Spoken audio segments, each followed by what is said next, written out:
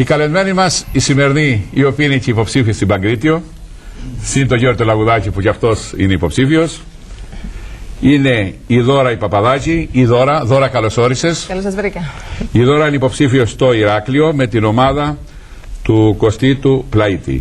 Στο πολιτικό γραφείο του Υφυπουργού Μεταφορών και Επικοινωνιών Μανώλη Στρατάκη, μιλάει αγγλικά, γαλλικά, γερμανικά, μέλος του Διοικητικού Συμβουλίου Αλληλεγγύης Δικηγόρων, υποψήφιος βουλευτής Πασόκ στις εκλογές του 2004, στα κριτικά πολιτικά δραστηριοποιείται έντονα τώρα και 18 χρόνια, είναι αντιπρόεδρος της Παγκριτίου Ενώσεως Γυναικών, ήταν Γενική Γραμματέας της Πανελλήνιας Ομοσπονδίας Κριτικών Σωματείων, πρόεδρος του Συλλόγου Ορχιανών της Αθήνας, ειδικός γραμματέας του Συλλόγου Αρχανιωτών και του Συλλόγου Κριτών Χαλανδρίου, έγκαμε με τον καρδιολόγο Θανάση Μαραγιάννη και μητέρα της όμορφης Τζέννης. Η οποία θέλει και ένα χαμόγελο σήμερα. Έτσι. Έπρεπε να μας φέρει σήμερα. Λοιπόν, πλούσιο βιογραφικό και στη Δώρα μας, η οποία είπαμε είναι υποψηφία στο ορμό Ηρακλείου, και να συμπληρώσω ότι η μαμά της είναι από τον όμορφο Ορθέ Μιλοποτάμου. Ακριβώς. Και ο πατέρας μου της Αρχάνες Ηρακλείου, γι' αυτό και τώρα υποψηφιότητα. Ο κανόνας, να μην είναι αποκλειστική μουσική. Να μπει για αλλαγή ενός Τετάρτου το πολύ στο συνολικό πρόγραμμα.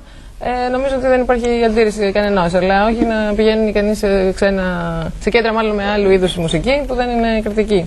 Αλλά και θα ήθελα να παρατηρήσω και κάτι που είναι στόχος του κ. Μαριδάκη, που είπε ο φίλος ο Μάνος, για το ραδιοφωνικό σταθμό, που όντως θα ήταν κάτι πολύ καλό.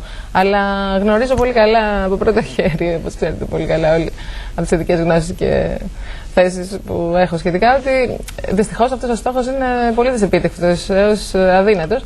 Γι' αυτό είναι δύσκολος. Ναι, ακριβώς γιατί. Είναι θέμα συγχρονοτήτων. Πολλά και διάφορα ακριβώς τα προβλήματα που μπορούμε να τα αναλύσουμε. Νομίζω ότι είναι. Έχουν ήδη δοθεί άδειες στο νομό Αττικής, έχουν βέβαια ακυρωθεί, αλλά πολύ πιθανό ότι αν ξαναδοθούν θα δοθούν στους ίδιους ραδιοφωνικούς σταθμούς. Γι' αυτό λέω ότι είναι πάρα πολύ δύσκολο, ίσως όχι αδύνατο.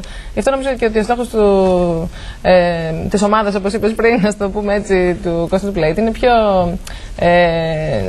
έτσι ρεαλιστικό σε σχέση με τους σταθμούς. Όχι, έργο που το έχει και ο Πλαΐτης, και ο Κώστας έχει. Απλά το λέει πιο έτσι ρεαλιστικά, με την έννοια ότι λέει στα Αρτζιανά η φωνή της Κρήτης. Αυτό είναι εύκολο μέσα από άλλους σταθμούς.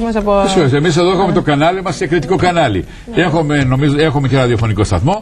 Ελάτε κύριοι. Εγώ όχι ότι εγώ δεν είμαι τα αφεντικό. Τα αφεντικό είναι άλλος. Αλλά ορίστε, όλα εδώ μυρίζουν Κρήτη. Ελάτε εδώ πέρα. Καλά, δεν σχόλιο σε αυτό, αλλά εν πάση περιπτώσει. Ένα λεπτό. Έχει σειρά να τελειώσει η Δώρα και ο Μανώλη μου και έχει σειρά ο Γιώργης.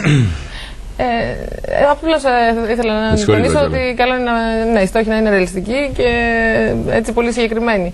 Οπωσδήποτε όμως πρέπει να προσπαθήσουμε όλοι από τις θέσεις που έχει ο καθένας, και σε αυτό θέλω να τονίσω και αυτό ότι που είπε και ο καλός μας φίλος, ότι ήταν και στη θέση του Δημοτικού Συμβούλου και ξέρω εγώ και εγώ στην υποψήφια βουλευτή, ο Μάνος σε έναν πασίγνωστο καλλιτέχνη της κριτικής μουσικής.